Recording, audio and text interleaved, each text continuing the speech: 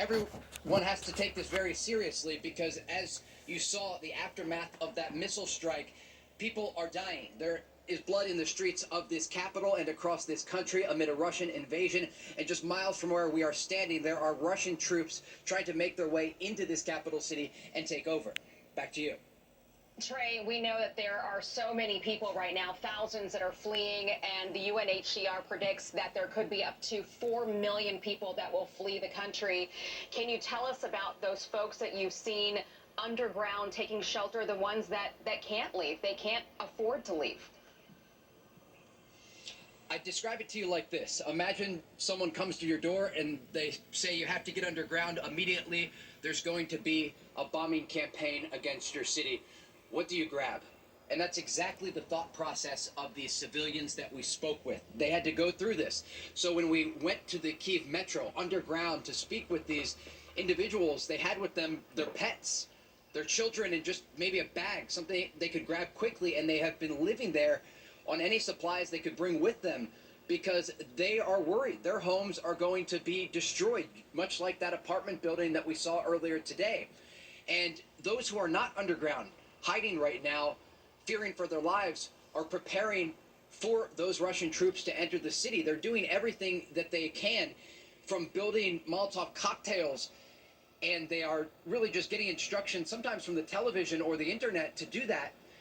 Some others tell us they're grabbing knives, preparing to do everything they can simply to kill Russian troops who enter their city. They understand this is an invasion of the Ukrainian sovereignty.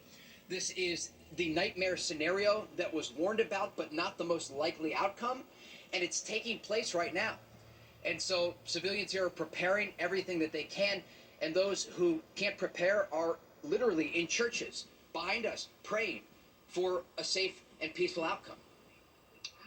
Yeah, Trey, Sean Duffy here. You know, it's interesting, the spirit and the will of the Ukrainian people, and they're passing out guns, and they're ready to fight when Russia comes to the streets, but those guns don't do anything against the tanks. And so is the Ukrainian military armed with anti-tank missiles to take out those tanks should they come into the city? Or no, is Ukraine just stuck with the arms that are being passed out to the civilians?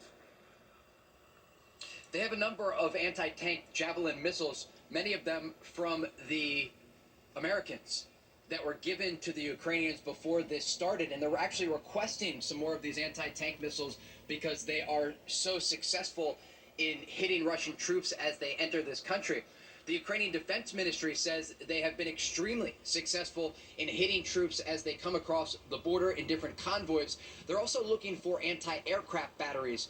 We've seen a number of helicopters and planes shot down by the Ukrainian forces. And so far, a big topic of conversation here among officials has to do with air superiority. The Russians have not been able to completely control the airspace, despite the fact that their air force is nearly 10 times the size of the Ukrainian air force. And we've seen a lot of Russian propaganda claiming they have taken out every air defense battery in this country, but it's not true. We've also seen, since that statement came out from the Russians, different planes and helicopters shot down. So the Ukrainians are bringing a fierce battle in the air and on the ground, and they are appealing at this hour and today to the international community to get more weapons and air defense systems into the country. The big question is how they're going to do that. The airspace is shut down right now. They do have neighboring countries they could bring convoys of weaponry over with, but we are in the middle of an active war zone right now, and it will be extremely difficult to do that. Trey, Katie Pavlich here. Great to hear from you and see what you're doing there on the ground. You're there among the people, as you said, who are in subway stations, in bomb shelters. Can you talk about the fact that the president of Ukraine, Zelensky, stayed in the capital, did not flee, and has been going out into the streets each day with video to say, I'm still here, our people are fighting, and how much impact that has had on the civilians who were there fighting back against the threat of Russian tanks and the air power, as you mentioned, that is 10 times bigger than what the Ukrainians have right now. Yeah, Ukrainian President Volodymyr Zelensky has pledged to stay in the capital of Kyiv and fight back against the Russians as they enter this city. And he understands he is the #1 target for Russian forces who, according to the American intelligence officials who provided information to the United Nations, they have a list of people that they will kill or capture when they enter this city. And Zelensky knows that he is at the top of that list, but he is pledging to stay. And so this is really boosting the morale of the population here because they see that their leader is not fleeing. We have covered conflicts around the world where leaders have immediately fled the country when they understand they could be captured or killed. Zelensky's not doing that, and neither is the mayor of Kyiv and other top officials. We talked to a member